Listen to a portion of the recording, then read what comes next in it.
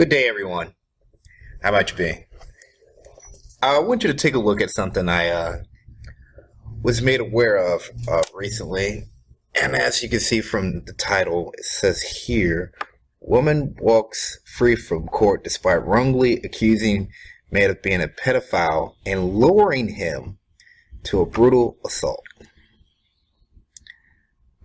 It says the woman's name is Sophie Cooke, set up a vigilante justice attack on a vulnerable victim in which he was gagged and pinned to the floor. Let's go ahead and take a look at the meat of this crap. Skip all this privacy stuff. Wait, did we miss it?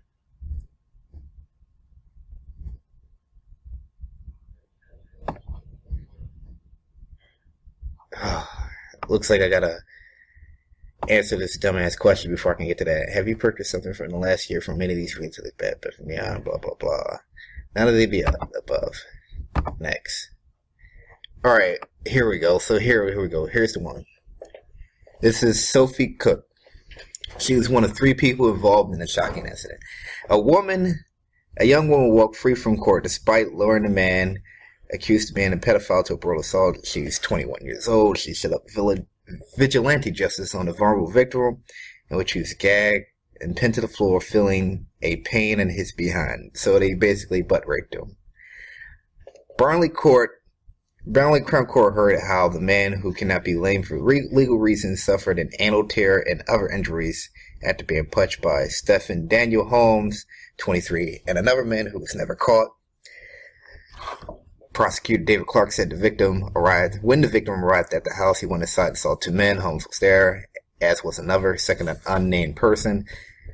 And the man was told to go upstairs, and he was then pinned down to the floor.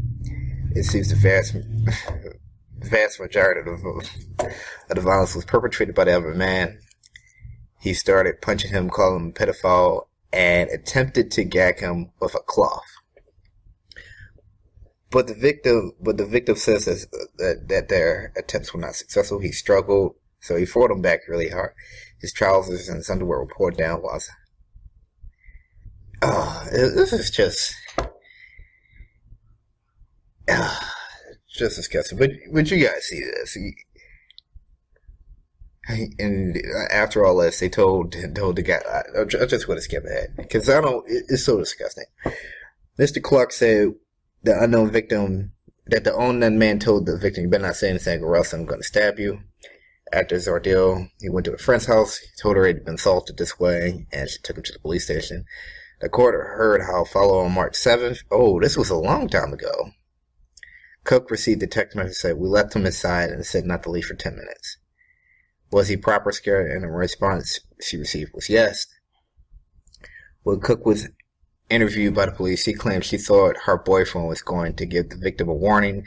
I don't believe that shit. Nobody believes that shit.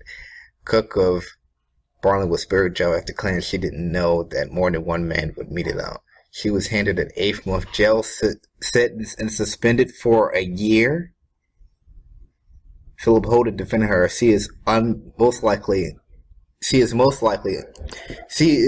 unlikely candidate to be involved with this offense. She had genuine sympathy for get the fuck out my face. Genuine sympathy for the victim and didn't expect marriage to go quite as far as he ended up going.